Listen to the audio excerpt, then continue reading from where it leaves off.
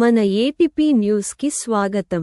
దేశవ్యాప్త సార్వత్రిక సమ్మెలో భాగంగా అనంతపురం నగరంలో కార్మిక సంఘాలు మరియు వైసీపీ నేతల ఆధ్వర్యంలో భారీ ర్యాలీ నిర్వహించారు.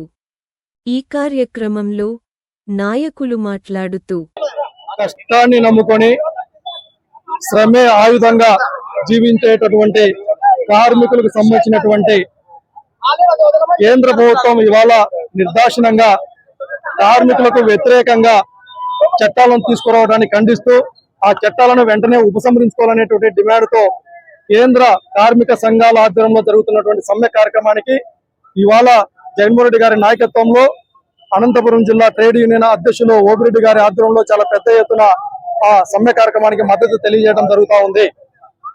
మేము అడుగుతా ఉన్నాం కేంద్ర ప్రభుత్వాన్ని, కార్మికులు ఈ రోజు ప్రపంచం అనేటటువంటిది చాలా వేగంగా అభివృద్ధి చెందుతోంది అంటే దాని వెనకాల కార్మికులకు సంబంధించినటువంటి శ్రమ అనేటటువంటిది ఉందా లేదా?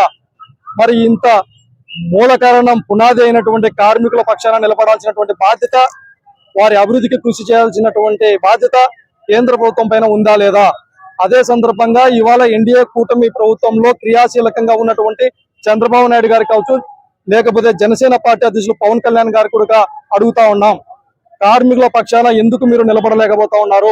కేంద్ర ప్రభుత్వం ప్రవేశపెట్టినటువంటి ఏదైతే 4 కోట్లని వెంటనే ఉపసంహరించుకునే విధంగా మీరు ఎందుకు మాట్లాడలేకపోతున్నారు నోరు తెరిచి? అందుకే ఇవాళ కార్మికులు అనుకుంటే ప్రభుత్వాలు కుప్పకూలిపోయేటటువంటి పరిస్థితులు ఉన్నాయి.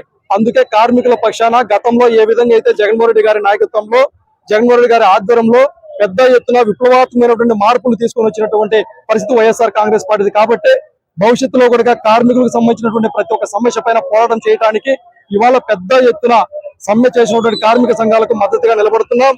ఆ సమస్యల పరిష్కారం అయ్యే విధంగా కూడా మా యొక్క పోరాటం కొనసాగుతుందనేసి ఈ సందర్భంగా